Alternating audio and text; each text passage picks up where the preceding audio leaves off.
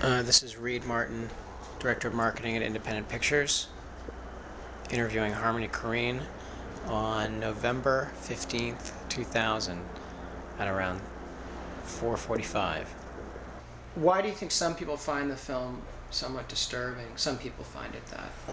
Why are some people polarized by the movie? Again, I don't really have any kind of social insight or commentary to my movies. I mean, I could begin to dissect them in a kind of analytical way, but that's really boring for me. I'd rather just jump out a fucking window and shoot myself. So I just do what I do because, like Bresson has said, that if there's no image there that existed before that you'd want to see, then you create your own image, and it's kind of a self-fulfilling prophecy of sorts. To me, there wasn't those images, so I made them. That's the only reason. If they had existed, I would have quit or not made the movie. And how long, casting is something that seems like it's really an important aspect. How long did it take you to put the elements of Gummo together in terms of finding just the people who are going to represent what you wanted to see on screen? Oh, Jesus. I don't say any longer than 35 minutes. I did it really randomly. Hired people out of factories and stuff. I gave myself 45 minutes to cast the entire movie out of like Burger Kings and slaughterhouses. Did you brought juke joints and stuff like that? Weren't the main characters on some TV talk shows? Yeah, well, the main characters, that's different. I saw them all on different talk shows about children who sniff paint and survive, or paint-sniffing survivors, which always inspired me because I mourn a lot of the paint sniffers who don't survive. So the ones who do, I think, have an extra good constitution. I'd like to work with those people. And the image of the bunny character coming in, it's really stark and it really grabs you. Where did that, especially the ears, I noticed, where did that first come to you, that image? I don't know, I just, it's hard for me to explain where I get the actual images from. I just wanted to see a boy with rabbit ears, but he took on certain aspects of a rabbit, but at the same time he was a boy. And I just needed a boy that was a rabbit to fulfill what it was that I was trying to say. All the characters in my movie are beautiful, even the ones that I find disgusting, and I don't see any one person as being any one way.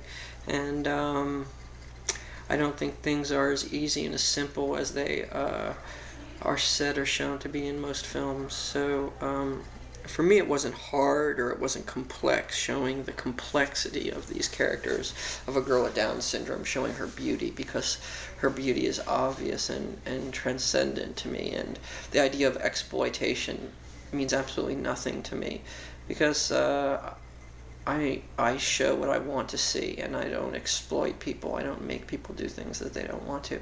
But also, it's not an argument that I care to fight or to defend. One of the things that really struck me is the Daisy classic BB gun is such an icon of my youth. I met a kid, the first time I ever thought about suicide was this kid who tried to overdose on 4 Advil, and I gave him, for 50 cents, I bought his BB gun, and I shot myself in the temple with it 12 times, and I got a terrible infection. That's really what for me it represents is an infection. Was there any kind of magic on the day that you remember, or something really just like struck you and you thought, oh, that's great? We got like maybe the one guy destroying the chair, and after he loses. Yeah, that would all be the last day of filming. Was the most intense, where he filmed, like, believe it or not, in the very last day he filmed like 2/3 of the film, because I'd waited for rain and prayed for rain, and that was the day. And that was the day like the guy fought the chair, and I did my scene with the dwarf, and the whole ending with the rabbit running into the camera while it was raining with the Roy Orbison music, and the girls kissing the rabbit in the swimming pool, and the bowling alley scene. That was all done in a single day. And after it's done, I pulled my pants down and threw my sister through a plate glass window and vomited in a yellow bucket, and woke up a few days later and the film had been finished, and someone had stabbed me with like a little red army pocket knife. I think it was someone from the crew who was getting back at me. But it was a pretty intense day. Did you just let the camera roll at some points to see what Oh kind yeah, of magic definitely. you would get? Most of the time, almost all the time, I just let the camera roll, let it ease on down, and suck you off. Are there people behind the camera? Was there anyone that you specifically wanted to have? Well, Jean-Yves Escoffier, the cinematographer, was very much my partner in this movie, creatively, visually. I owe a great deal to his eye, because as he was filming the movie, because he's French, and he was definitely my first choice. He's someone whose images I'd always admired. He was the first person I approached, and it was great to work with him because he looked at things, because he had never been to a place like Nashville, and the place I took him, so it was all like a third world country to him. So he was looking at where it was really familiar for me. He was looking at it with eyes of like a frog, well, which he is a frog.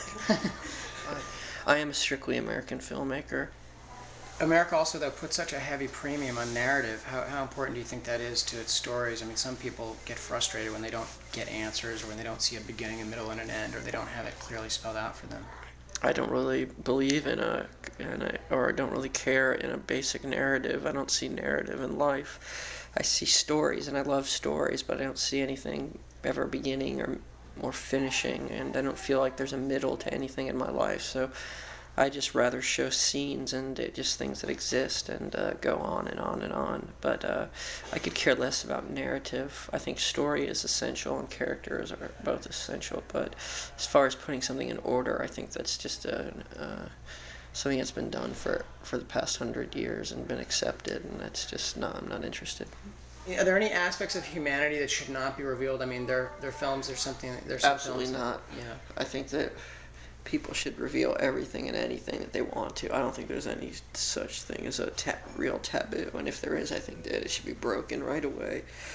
I wouldn't shy away from anything. I don't think there's any way to go too far myself. I mean, there's things that people can do that go too far in a stupid and silly way just to do it for the sake of doing it, and I've got I'm not really concerned with that. I mean, the idea of shock for shock's sake, or, I mean, I am a provocateur in a sense, but I'm not I don't find anything I've ever done shocking. And I don't think that I've done anything that's taboo. I just think I don't see things as taboo. I think that people think and have daydreams of all sorts of things. I mean, if the idea of making love to a 12-year-old girl passes through your mind, does that make you a bad person? Because we all have these thoughts. It's just that we don't necessarily act upon them. So I don't know. That's pretty much. I said too much already.